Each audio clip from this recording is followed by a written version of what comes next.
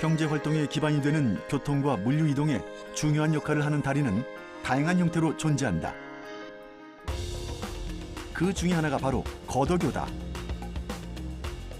거더교는 수평으로 놓인 볼을 수직으로 세운 기둥이 받치는 간단한 구조로 평범한 외관이지만 폭격으로 다리가 파괴됐을 때 복구가 용이한 장점이 있다. 한남동과 신사동 사이의 한남대교, 광장동과 천호동을 잇는 광진교, 성수동과 청담동을 잇는 영동대교가 거더교다. 교량은 여러 가지 형태가 있는데 그중에 가장 간단한 교량의 형식이 거더교라고 볼 수 있습니다. 스틸로 만들어진 교량은 강거더교라 그러고 콘크리트로 만들어졌다면 이제 콘크리트 거더교량이라고 할 수 있습니다. 가장 간단한 교량이면서 가장 경제적인 교량이기 때문에 건설되었다고 볼 수 있습니다. 철교들은 주로 트러스교로 시공됐는데 이것은 트러스라는 삼각형 뼈대 형태의 구조가 연속되어 만들어진 다리다. 비교적 간단하고 손쉬운 설비로 가설할 수 있어 한강의 초기 다리 형태에서 종종 찾아볼 수 있다. 한강의 첫 다리인 한강철교를 비롯해 동호대교, 성산대교, 성수대교 등이 트러스교 형식으로 만들어졌다. 사장교는 탑에서 비스듬히 미친 케이블로 거더를 매단 다리 형태다. 미관이 아름답고 경제적이나 설계 및 시공이 까다로운 다리로 알려져 있다. 강이나 깊은 계곡 등 교각을 세우기 어려운 곳에 주로 시공된다. 올림픽 대교, 제2행주대교, 그리고 현재 건설 중인 월드컵 대교도 사장교를 기본으로 설계됐다. 유레카!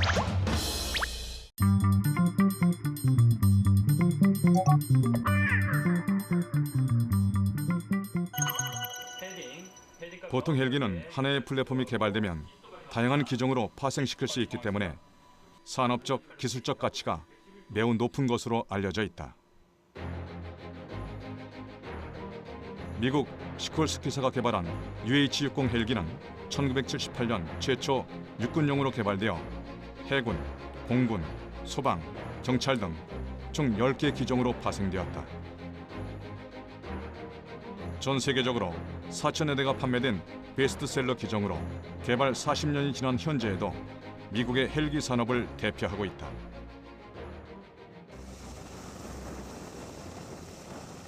이렇게 헬기는 한 대를 개발하면 다양한 목적의 헬기로 파생이 가능해 고부가가치를 창출하는 산업이다.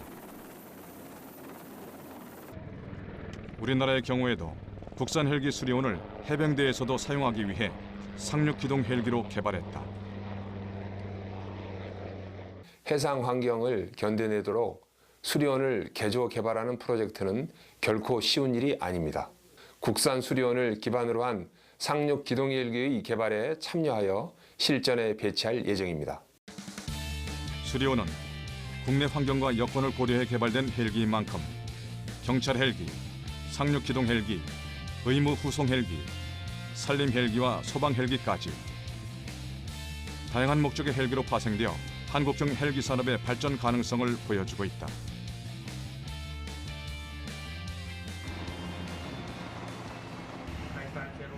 헬기를 포함한 항공기는 한 번 도입하면 약 40년간 운영이 가능하다.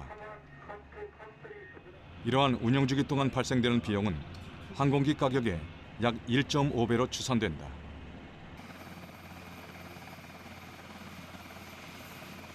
국산 헬기가 개발되기 이전에는 이러한 비용이 고스란히 해외로 유출될 수밖에 없었고 해외 기종 도입은 국내 산업 파급 효과나 일자리 창출에 제한적이었다.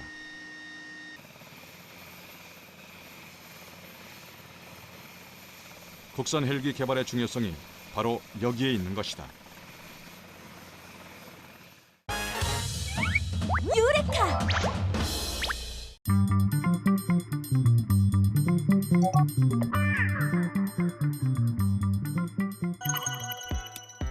에다이 그까짓 거 그냥 동그랗게 만들면 되는 거 아닙니까? 그 조건은 올림픽 헌장에 정확히 명시되어 있는데요.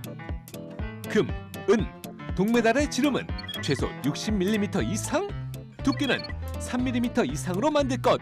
그냥 동그랗게 만드는 거 아닙니다. 이어서 톡톡 씨가 궁금해했던 바로 그 질문. 금메달은 과연 순금일까요? 정답은 순금이 아닙니다. 물론 금메달이니까 금은 당연히 함유돼 있긴 하죠. 각 나라마다 메달의 함량과 성분의 차이가 있긴 하지만 IOC 규정에 따르면 1등과 2등에게 주어지는 금메달과 은메달은 순도 92.5% 이상의 순은으로 제작되며 금메달은 그 위에 6g의 순금을 입혀 제작할 것을 명시하고 있습니다. 그리고 3등에게 주어지는 동메달은 구리와 주석의 합금인 청동으로 만들어지는데요. 이건 역시 금, 은메달과 마찬가지로 제작하는 나라마다 성분이 조금씩 다르지만 97%의 구리를 바탕으로 아연이나 주석 등을 첨가한다고 합니다. 그렇다면 역대 올림픽에서 이 메달을 가장 많이 가져간 나라는 어디일까요? 바로 인구 530만의 작은 나라 노르웨이입니다. 노르웨이는 금메달 118개, 은메달 111개, 동메달 100개로 총 329개의 메달을 가져간 동계올림픽의 강자라고 할 수 있죠. 그렇다면 우리나라 대한민국의 성적은 어떨까요? 우리나라는 동계올림픽에 17번 참가해 금메달 26개, 은메달 17개, 동메달 10개를 챙기며 메달 획득 순위 15위. 아시아 국가 내에서는 1위로 아시아의 최강국이라고 할 수 있습니다.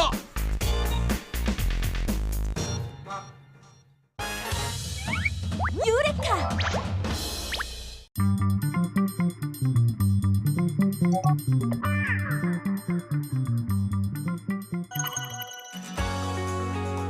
서울 톨게이트 옆에 위치한 교통센터. 이곳에선 주요 도로의 각종 교통사고 상황 관리, CCTV와 같은 교통 시스템의 운영 관리, 교통정보 제공 등의 역할을 수행하고 있다.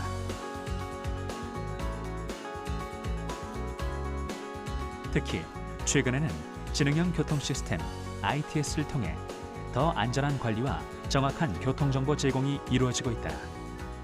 수도권 일대 그 전광판하고 그 문자 정보 이제 교통 상황을 관리를 하고요. 사고 같은 경우는 이제 전국을 다 관리를 하고 있습니다. 도로에서 사고 등의 돌발 상황이 발생하면 교통센터에서는 실시간으로 직접 문자를 작성해 VMS, 즉 도로 전광판에 그 내용이 표시되도록 한다. 갔다가 수도권을 갔다 CC. 그럼 호남선 지선 다음 남해 제1지선부터 할게요. 안 보이면 또한 교통센터에서는 최첨단 교통관리 시스템을 이용해 365일 24시간 실시간 교통 상황을 방송한다. 저희가 실시간 교통 상황을 전달해야 되다 보니까 미리 대본도 쓸 수가 없고요. 이 1초 직전까지도 돌발 상황이 생길 수 있기 때문에 그때그때 수시로 상황을 확인하고 얘기를 해야 되거든요.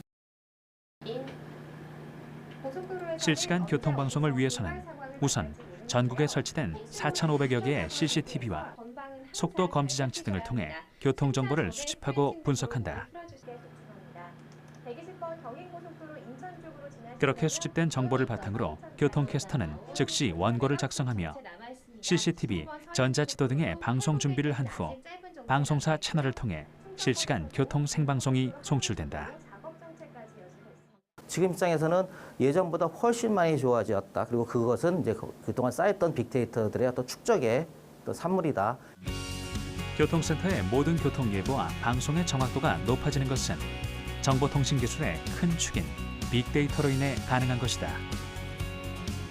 정보통신 기술이 발달하면서 교통센터의 데이터 처리 능력이 향상됐고 센터로 들어오는 데이터의 양 또한 많아져 자연스럽게 빅데이터의 수집과 분석이 이루어지게 됐다고 한다. 고속도로에는 차량 검지기와 CCTV, 하이패스, TCS 등 많은 IT 인프라가 구축되어 있습니다. 이를 통해 차량 주행 속도, 영업소별 입출구 교통량 등의 주요 데이터를 수집하고 있습니다. 교통 예보를 하기 위해서는 과거에 쌓인 데이터도 있어야 하고 현재 들어오는 데이터도 있어야 한다. 교통센터는 이 두 가지 데이터를 수집하고 관리하는 곳이다. 다양한 루트를 통해 수집되는 전국의 교통 관련 정보들은 빅데이터로 쌓이게 되고 그 빅데이터를 분석해서 도출되는 정보가 국가 중앙기관, 각종 민간 사업자와 국민에게 제공되는 것이다. 유레카!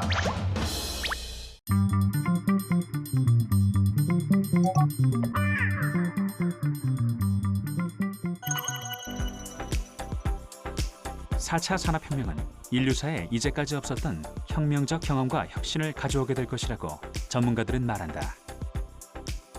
그리고 우리나라를 포함한 주요 선진국들은 앞다투어 자율주행차 개발에 박차를 가하고 있으며 자율주행차의 보다 완벽한 기능 발휘를 위해 스마트 하이웨이 구축을 위한 연구 개발에 매진하고 있다.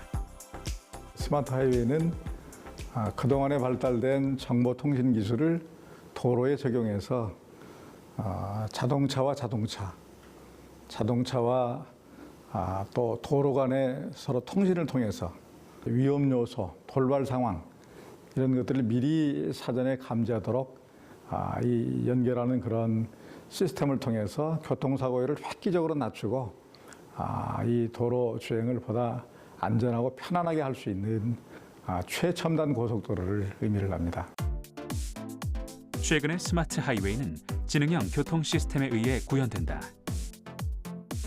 CITS는 차세대 지능형 교통 체계로 운전자나 차량이 도로 인프라뿐 아니라 다른 차량들과도 정보를 공유함으로써 더 안전한 주행을 하도록 지원하는 지능형 교통 시스템이다.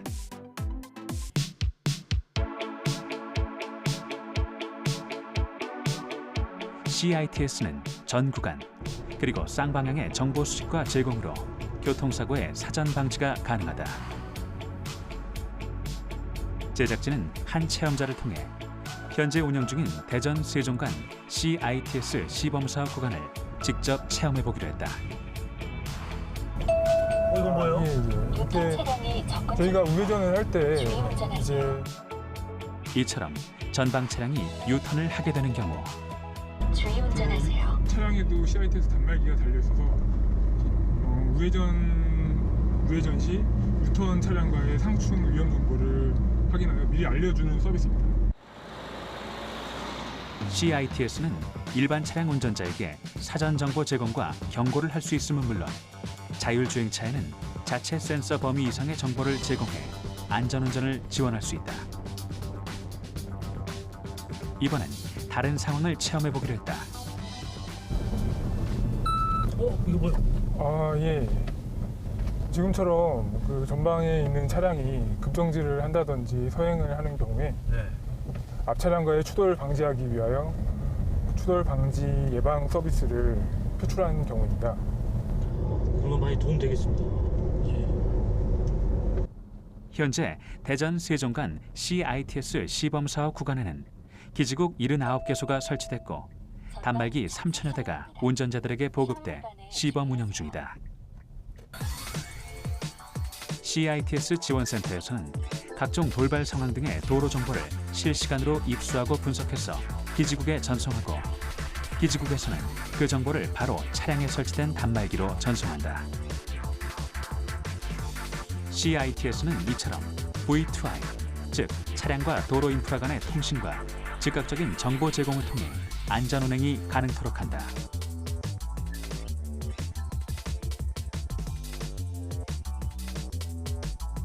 뿐만 아니라 V2V, 즉 차량과 차량 간의 통신을 통해 갑작스러운 차량 간의 추돌 사고, 고장 차량으로 인한 사고 등도 방지할 수 있다.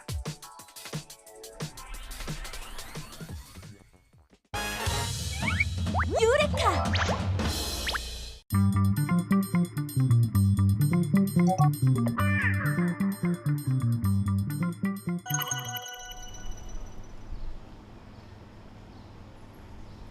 공간을 나눠 쓴다는 개념은 아주 오래전부터 있어 왔다. 제작진이 찾은 곳은 서울 망원동의 한 건물. 건물 안으로 들어갔더니 소규모의 다양한 가게들이 운영되고 있다. 매달 자체 추천 도서를 진열한다는 작은 서점에서부터 디자이너가 차렸다는 꽃집은 이 건물을 찾은 사람들에게 다양한 볼거리를 제공해 주는데,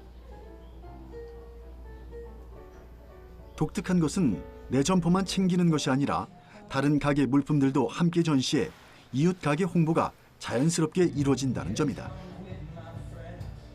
주택가 한 가운데에 있는 건물이어서 그 골목 동선을 방해하지 않는 선에서 설계를 하셨어요. 그래서 안에 보면 알 수 있듯이 계단이 계속 이쪽 골목과 반대쪽 골목으로 이어진 형태로 계단이 구성되어 있어서 그게 스키플로우 방식으로 구성된 건데요. 보통 한 층별로 건물을 입주시키기 마련인데 지금 같은 경우에는 반 층씩 올라가게 되어 있어요. 그래서 법적으로는 4층으로 구성되어 있지만 실제로는 한 층에 더 많은 가게들이 반층 정도의 격차를 두고 구성되어 있는 구조예요. 그런 구조가 가지는 특징은 뭔데요? 약간 건물의 규모는 작지만 층이 여러 개로 쪼개져 있기 때문에 작은 공간임에도 여러 가게가 들어와서 세분화해서 쓸 수 있다는 장점이 있어요. 설계부터 공간 쉐어링을 염두에 두고 지어졌다는 이 건물은 출입문이 따로 없는 대신 건물의 중앙부를 뚫어놓았다. 그리고 그 개방된 공간에 위층으로 안내하는 계단이 설치된 것이다. 총 9개의 가게와 4개의 사무실이 공유한다는 이 건물. 1인 가게가 쓰는 공간은 실제로 서너 평밖에 되지 않지만 구성원들이 함께 쉐어하는 공간이 많기 때문에 입주자들의 만족도가 크다. 단순한 가게 임대와 공간 쉐어는 결과적으로도 큰 차이를 보이고 있다고 하는데, 실제로 혼자 할 수 없는 일들을 같이 할 수 있다는 장점이 있는 것 같아요. 마당 같은 경우를 같이 사용하면서 본인들이 쓰지 않는 물건들을 판매하는 플리마켓을 연다거나 혹은 같이 프로모션을 진행할 수 있는 거는 협력해서 같은 이벤트를 기획을 한다든지, 그러니까 혼자 가게를 운영하면 할 수 없는 일들을 여러 사람이 모이면 할 수 있다는 장점이 있는 것 같아요. 유레카!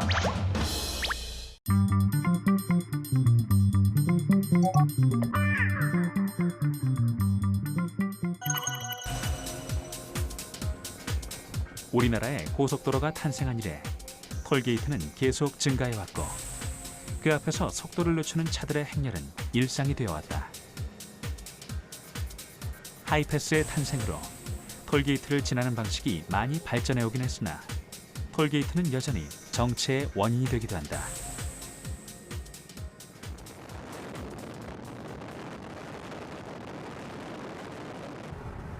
차세대 지능형 교통체계는 그러한 일상 역시 뒤집으며 완전한 새 그림을 그리게 한다.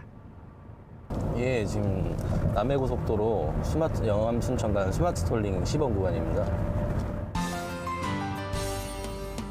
톨게이트 앞에서 속도를 멈출 필요도 무언가를 가져다 댈 필요도 없는 스마트 톨링 시스템의 개발로 가능한 일이다.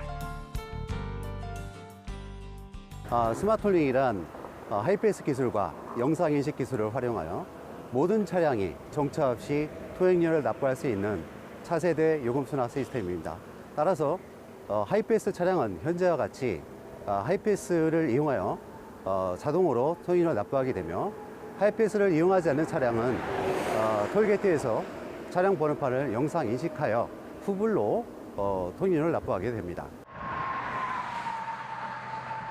편리함, 안전함, 친환경을 내세우는 스마트 톨링은 2020년 본격 시행을 목표로 현재 남해고속도로 영암 순천 시범 구간을 운영하고 있다.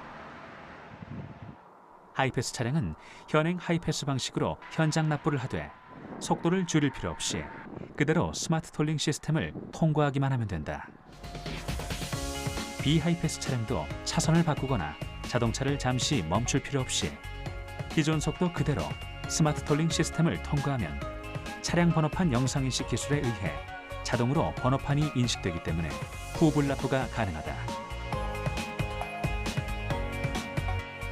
스마트 톨링 시스템은 다가오는 자율주행차 시대에 대비할 뿐 아니라 공해가 적은 친환경 고속도로를 만드는 데에도 일조하게 된다.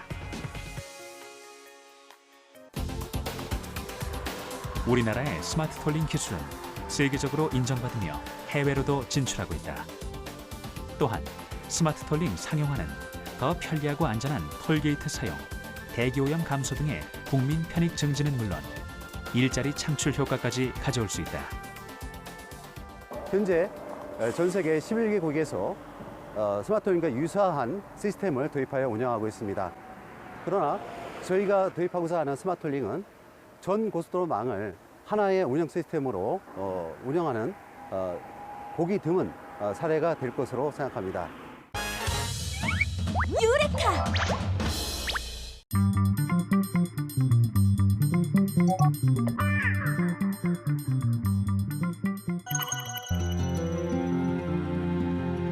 도시숲은 바쁜 현대인들이 자신의 일상을 돌아볼 수 있는 힐링의 장소이며 도시의 열섬 현상을 완화시키고 공기 정화 효과에도 도움을 주는 등 도시 내에서 여러 가지 기능을 담당하고 있다. 최근 미세먼지, 오존 등 대기 오염이 심각한 수준에 이르면서 미세먼지 제거 효과가 있는 도시숲의 가치가 재조명받고 있다. 숲속에 있는 수많은 나무들 중에서 미세먼지를 흡착하는 나무의 종류는 따로 있는 걸까? 박찬열 박사와 함께 알아보기로 했다.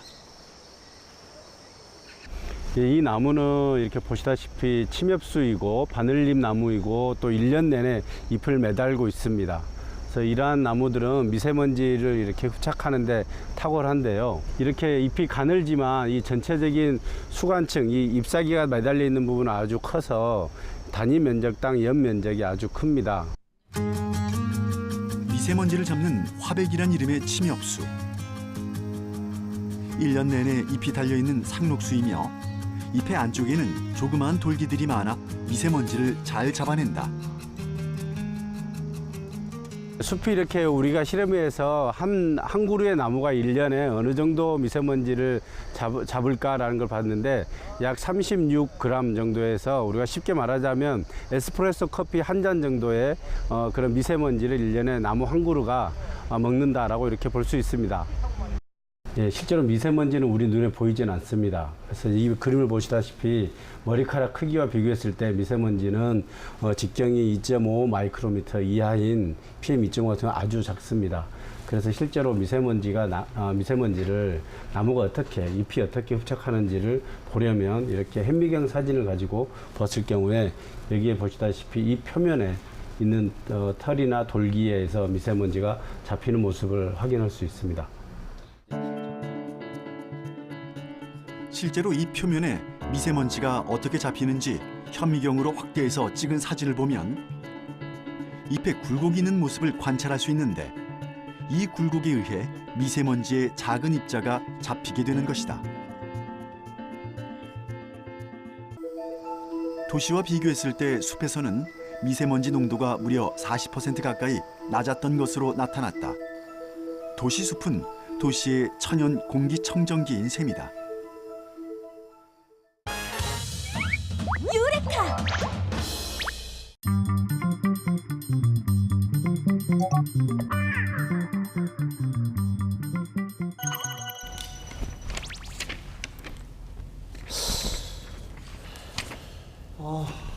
똑똑이 형, 뭐가 잘한대요? 종이 접는 게 잘하는 아, 뭔 소리 하는 거예요? 세상에서 제일 접기 쉬운 게 종인데, 종이. 아니 이게 7번까지는 접을 수 있거든?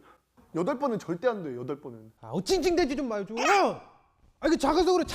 작으니까 당연히 안 되는 거 아니에요. 이렇게 큰 걸로 해야지. 잘 보세요. 몇 번이라 했죠? 8번. 8번. 자, 한 번. 자, 2번. 자, 3번. 4번. 5번. 6번. 2번 남았어. 2번. 보고 계시죠? 네, 잘 봐요. 안 됐네. 안 돼? 나도. 이건 조금 더 크니까. 7번. 아, 안 되네. 아이고. 한 번 깔아 앉아봐. 나 100kg야. 몇 킬로예요? 얇아졌어. 얇아졌다고요? 비교적 엄청. 이거 왜 안 되지 이거? 그게 조용한 되는 거지. 희한하네. 평범한 일반 종이 A4 용지의 두께는 0.1mm. 이 A4 용지를 반으로 접으면 종이의 두께는 2배로 두꺼워집니다. 종이 2장을 합친 두께가 되는 거죠.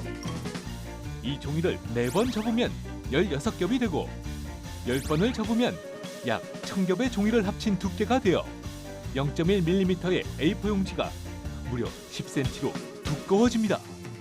여러분들이 종이를 10번, 20번 접을 수 없던 이유가 바로 이 두께 때문이었던 거죠. 그럼에도 불구하고 슈퍼맨이 나타나서 종이를 20번 접어본다면 접힌 단면의 두께가 무려 104.85m가 될 텐데요. 대략 에펠탑 높이의 3분의 1 정도에 해당하죠. 40번을 접었을 때는 109,951.2km의 길이만큼 두꺼워지고 42번을 접는다면 439,804.7km로 지구에서 달까지 가고도 남는 길이의 두께가 탄생하게 됩니다. 하지만 걱정하지 마세요. 종이를 이렇게 많이 접는 건 어차피 상상 속에서나 가능한 일이니까요. 하하하.